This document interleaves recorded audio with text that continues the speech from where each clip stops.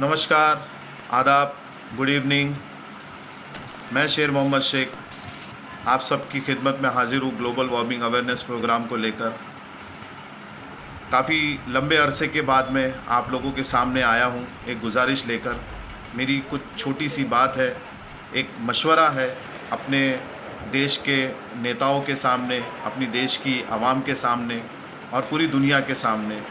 अगर ठीक लगे, समझ में आए तो ज़रूर इस वीडियो को, मेरी इस बात को आगे लेके जाने का काम करें। आप लोग जैसे कि जानते ही हैं कि पूरी दुनिया जिन हालातों से गुज़र रही थी, कोरोना जैसी बीमारी से, हम बड़ी मुश्किल से, पूरी दुनिया ने एक दूसरे का साथ देते हुए, एक दूसरे का ख्याल करते हुए इस बीमारी से उभरने की कोशिश चालू है। अभी भी वो बीमारी पूरी तरीके से ख़त्म नहीं हुई है, लेकिन हम इंसान हैं, हम उम्मीद पे दुनिया कायम है, तो हम उम्मीद के नाते मतलब आगे बढ़ने का काम कर रहे हैं। और इस बीमारी के चलते हुए जो तकलीफ़, जो हमारी ज़िंदगी का कीमती वक्त जो ज़ाया हुआ है, जो हमारे बच्चों का एजुकेशन बर्बाद हुआ है, जो हमारे कारोबार के ऊपर, हमारी नौकरियों के ऊपर जो फ़र्क गिरा है, हमारी ज़िंदगी जैसे रुक सी गई है। अब इन हालातों से हम जैसे तैसे करके लड़के ऊपर आ ही रहे थे कि अब आपके सामने एक और बड़ा मसला आ गया है कि यूक्रेन और रशिया की जो युद्ध शुरू हो गया है। दोस्तों, मैंने गौर किया कि इस मसले के अंदर, चाहे उनका पर्सनली विवाद जो भी हो, सही हो गलत हो, मैं इतना बड़ा आदमी या इतना बड़ा समाज सेवक नहीं हूँ कि इतने बड़े मसले के अंदर मैं कुछ बोलूँ।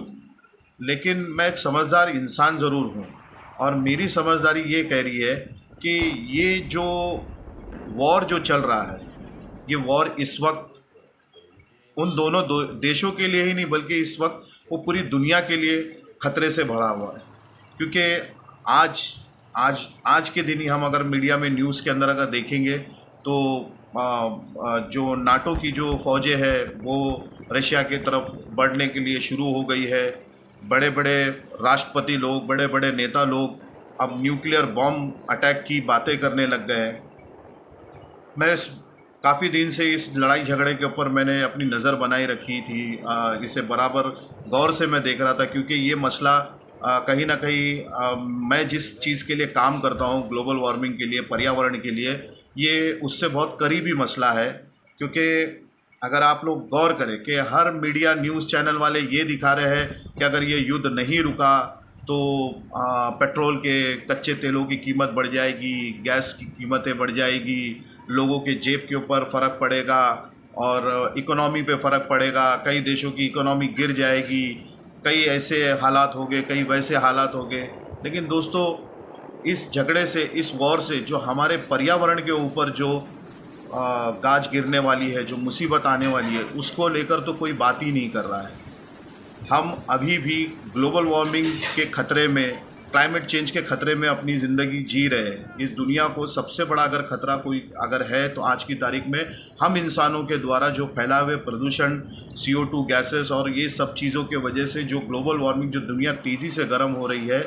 और ये वॉर अगर इसी तरह चलता रहा, अगर ये वॉर रुका नहीं, तो मैं आपको ये दावे के साथ कहता हूँ, मैं कोई भविष्यवाणी नहीं करूँगा, मैं कोई फरिश्ता नहीं हूँ कि मैं किसी के बारे में भविष्यवाणी करेंगे, लेकिन एक साइंटिफिक तरीके से मैं ये ज़रूर जानता हूँ कि ये जितना भी बम बारूद वगैरह, गोला बारूद जिस तरीके से चल रहा है, जिस तरह इंसानी जानें, इतनी कीमती जानें जो जा रही है, और ये जो धुआं जो आसमान में उठ रहा है, और ये जिस तरीके से पेट्रोल गैस स्टेशंस को उड़ाया जा रहा है, पेट्रोल के कुएँ जलाए जा रहे हैं, गैस पाइपलाइंस को जलाया निशाने पे लाया जा रहा है, गाड़ियाँ जलाई जा रही है, जिसके वजह से ये जो धुआं और ये इतना पोल्यूशन जो आसमान में जो जा रहा है, आप यकीन माने, बिलीव मी, कि वो आज नहीं तो कल ये पलट के हमारी दुनिया पे ही आएगा।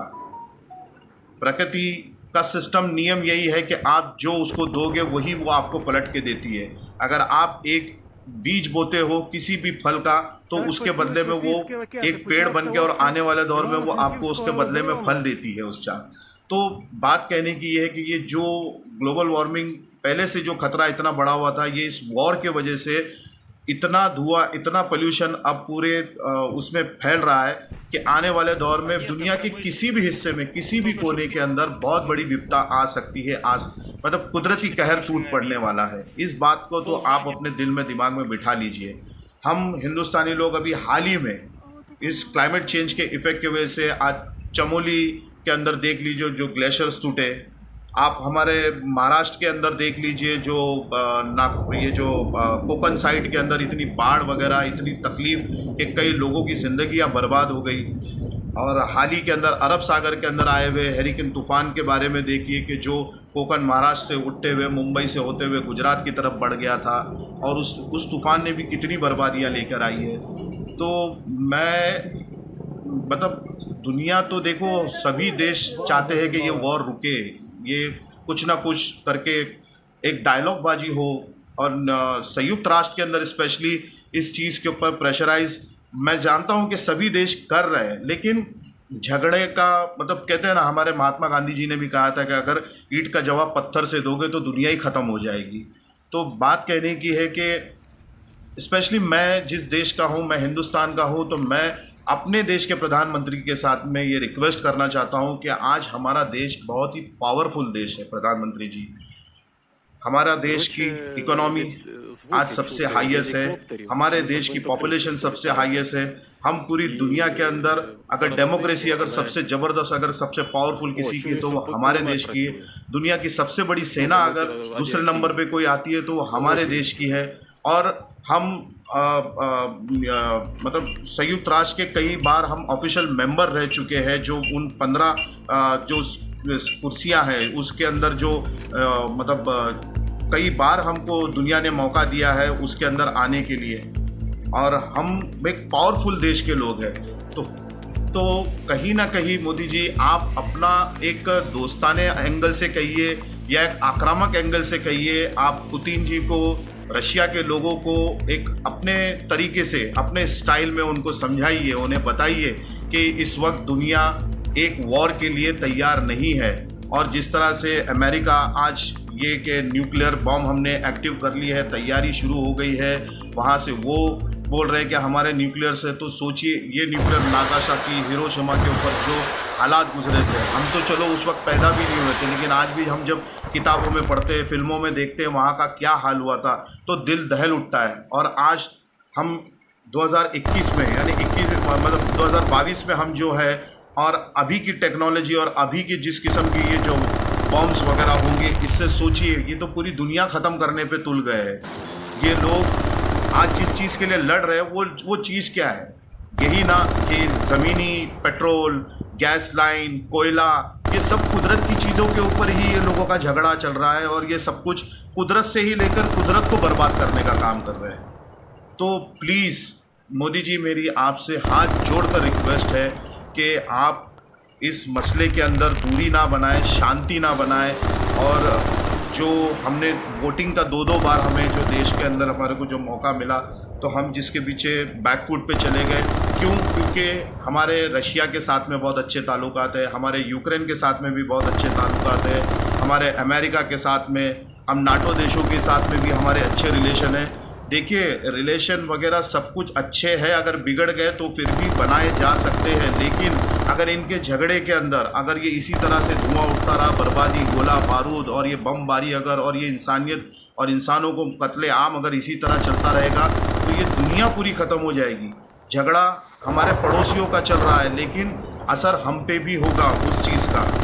तो मेरी हाथ जोड़ के गुजारिश है पूरे देशवासियों से भी कि हमको मोदी जी और पूरे दुनिया के एक बड़े लेवल पे हमें हिंदुस्तान से एक आवाज़ उठानी चाहिए कि ये जंग को रोका जाए। किसी भी हाल में इस जंग को रोकना चाहिए। आप लोग अपनी नमाज में, अपनी पूजा में, अपने प्रेयर्स के अंदर ये दुआ करें कि ये जो वॉर चल रहा है, ये वॉर रुक जाए, ये थर्ड वर्ल्ड वॉर ना हो। इसके लिए आप कसरत से ऊपर वाले से प्रार्थना करें, और ताकि ग्लोबल वार्मिंग को बढ़ावा ना दे। अगर ग्लोबल वार्मिंग का ज़रा सा भी अगर और पर्यावरण के अंदर टेम्परेचर अगर हाई हुआ, तो हमारे दुनिया के कई देश ऐसे हैं जो समंदर में डूब जाएंगे। कई जगहों के ऊपर बाढ़, आंधी, तूफान और ना जाने किस किस किस्म की आसमानी आफतें टूट पड़ेगी, जिसका हम इंसान कुछ भी नहीं कर पाएंगे।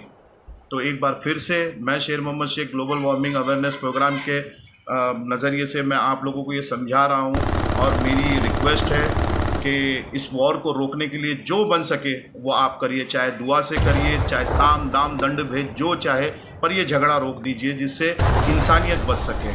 और अगर मेरी बात किसी को बुरी लगी हो या गलत लगी हो या मेरे मुंह से अगर कुछ ऐसा वैसा निकल गया हो तो उसके लिए मैं आप सभी लोगों से माफ़ी चाहूँगा। प्लीज़ प्लीज़ हमारी दुनिया को मिलकर हमें बचाना है, इससे ज़्यादा मैं और आप लोगों से कुछ नहीं कह सकता। आप लोगों से विदाई लेता हूँ। अपना ख्याल रखें, अपने पर्यावरण का ख्याल रखें।